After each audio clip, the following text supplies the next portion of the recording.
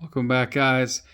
Now, when you think about coyotes, you probably think about wide open deserts across the American West. But today, they're just as home in forests on the East Coast. In fact, coyotes are from Maine to Florida. But has it always been like that?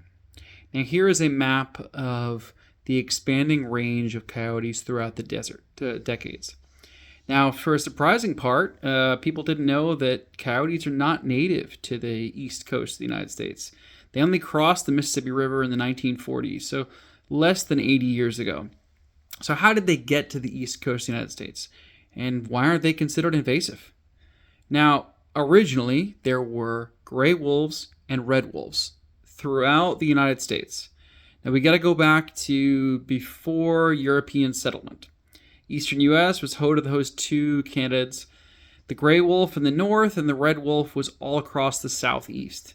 Overhunting, trapping, habitat loss drove the species basically to the brink of extinction. By the early 1900s, wolves were largely wiped out from the east. And that's where coyotes came in. The wolves disappeared. There was an ecological void. Coyotes expanded eastward, filling that role of mid-sized predators. They're non-native, but yet they're not invasive. They didn't come here because humans introduced them. They came here on their own, adapting and moving into an ecosystem that had lost its top carnivores. Now, you think about deer and how you probably see them throughout New England neighborhoods. And then think about what we have now. So coyotes have helped regulate the deer numbers, especially fawns. They keep the population in check and reduce overbrowsing in forests. They help suppress the spread of diseases such as Lyme by preying on rodents that carry infected ticks. And then what do we have in North Carolina? Again, they've been trying to do this experimental population of red wolves I've talked about many times.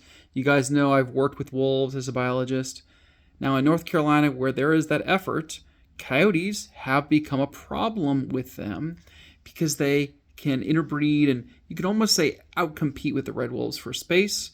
And sometimes they hybridize with them and threatening that genetic recovery of one of the rarest canids in the world. There's like 250 of them, obviously mostly in zoos and breeding facilities.